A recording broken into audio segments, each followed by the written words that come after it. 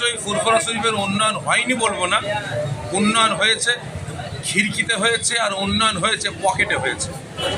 আমরা যখন ছোট ছিলাম তখন এই পবিত্র মাস রমজানুল মুবারক মাস আমরা পেয়েছিলাম। 36 বছর পরে গত বছর আমরা পবিত্র মাস রমজান মুবারক মাস পেয়েছি। এবছর আল্লাহ পাক মিলিয়েছেন এই 21, 22, 23 ফাল্গুন ইসালে সাহেব দালাবি রহমতুল্লাহ আলাইহে প্রতিষ্ঠিত ঐতিহাসিক ইসালে সাহাবে আল্লাহ পাক যদি বাঁচিয়ে রাখেন হয়তো আগামী বছর পাবো, আর তারপরে আবার 36 বছর পর পাবো। তা খুবই খুশি লাগছে, যে আনন্দ লাগছে যে লক্ষ লক্ষ মানুষকে সাথে করে নিয়ে যে আমরা একসাথে আমরা ইফতার করতে পারছি, ইফতার করেছি, খুব ভালো লাগছে আমাদের। ফুরফুরার উন্নয়ন নিয়ে কি বলবেন? কতটা উন্নয়ন হয়েছে? ফুরফুরা শরীফের উন্নয়ন যথেষ্ট হয়েছে, তবে যা উন্নয়ন হয়েছে সব খিড়কিতে হয়েছে।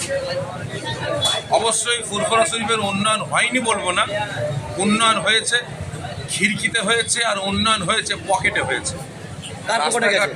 রাস্তাঘাটে উন্নয়ন হয়নি, জনগণের স্বার্থে তারাপীর ভক্ত মুরিদদের সেবার স্বার্থে উন্নয়ন হয়নি। দরবার ভিত্তিক উন্নয়ন হয়েছে, পকেট ভিত্তিক উন্নয়ন হয়েছে আর খিড়কিতে উন্নয়ন হয়েছে। কারণ গত পরশুদিন আমি যেটুকু খবর পেলাম যে ফুরফুরা দরবার শরীফে এই ঐতিহাসিক ইসালে সোহাবে লক্ষ লক্ষ মানুষ আসছে, তাদের পানি যাতে কোনো অসুবিধা না হয় তার জন্য আপনার প্রায় 70 থেকে 80খানা সাবমার্সিবল দিয়েছে। এই সাবমার্সিবলগুলো আমরা খবর পেলাম সব ম্যাক্সিমাম মানুষ আর খিড়কিতে বসিয়েছে, রাস্তার ধারে কেউ বসায়নি। মেহমানদের পানির জন্য রাস্তার ধারে কোনো কলও বসায়নি। এবং তাছাড়া কোটি কোটি টাকা সরকার থেকে দেওয়া হয়েছে। সেই টাকাগুলো দেখছি আমরা শুধু মানে দরবার কেন্দ্রিক আর কি হয়েছে। কারণ আপনারা দেখুন উজল থেকে নিয়ে ধনপুতা পর্যন্ত লক্ষ লক্ষ মানুষ যাতায়াত করছে। মেন দরবার ফুরফুরা শরীফের মেন দরবার হলো দাদা পীরের দরবার আর ছোট হুজুরের দরবার। এই দুটো দরবারে আপনারা লক্ষ্য করুন, আর উজল পুকুরে গিয়ে একবার লক্ষ্য করুন আর ধনপুতায় গিয়ে লক্ষ্য করুন। তাহলে উন্নয়নটা কোথায় হয়েছে, কোন জায়গাটায় দরবার হচ্ছে, কোন জায়গাকে কেন্দ্র করে দরবার হয়েছে সেটাকে আপনারা বুঝতে পারবেন।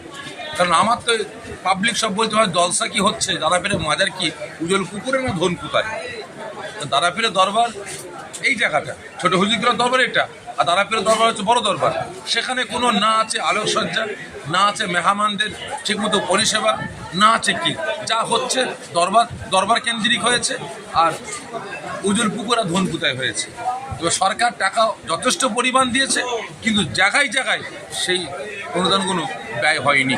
আমি এসডিও সাহেবকে বলেছিলাম, ডেপুটি ম্যাজিস্ট্রেট সাহেবকে বলেছিলাম, বিডিও সাহেবকে বলেছিলাম এবং বিভিন্ন সরকারি আধিকারিককেও বলেছিলাম যে উজল পুকুর থেকে নিয়ে তালতলা হাটপুর ধনপুতা পর্যন্ত এবং ফুরফুরা দরবার শরীফের যে কটা মাজার আছে প্রত্যেকটা মাজারে যাতায়াতের রাস্তার ধারে যেখানে যেখানে পানির লাইন গেছে প্রত্যেকটা জায়গায় একটা করে মানে টাইম কলের কল বসিয়ে দেওয়া হোক।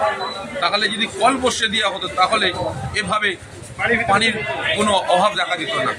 এবং তাছাড়া আমি এটাও বলেছিলাম 400 মিটার অন্তর অন্তর একটা করে 400 মিটার অন্তর অন্তর একটা করে আপনার ওই ক্যাচড়ার ডাব্বা বসানো হোক। তাহলে রাস্তাঘাটে যেভাবে ক্যাচড়া মানুষজন যাতায়াত করছে অসুবিধা হচ্ছে, তাহলে এই ক্যাচড়াগুলো রাস্তাঘাটে হতো না, ওই ক্যাচড়ার ডাব্বাগুলো মানুষ ব্যবহার করত। এবং তার সাথে সাথে আপনারা দেখুন দাদা পীরের দরবার থেকে নিয়ে ছোটো হুজুরগুলোর দরবার পর্যন্ত যেভাবে মানুষের গ্যাদারিং, যেভাবে মানুষের চাপ, আজকে এই জায়গাগুলোতে সেভাবে কোনো রকম কিছু করা হচ্ছে না। অবশ্যই সরকার দেয়নি বলবো না, দিয়েছে, কিন্তু আম পাবলিকের স্বার্থে সেগুলো ভালোভাবে ইউজ হয়নি। যা হচ্ছে সব পকেটে ঢুকছে। রমজান মাস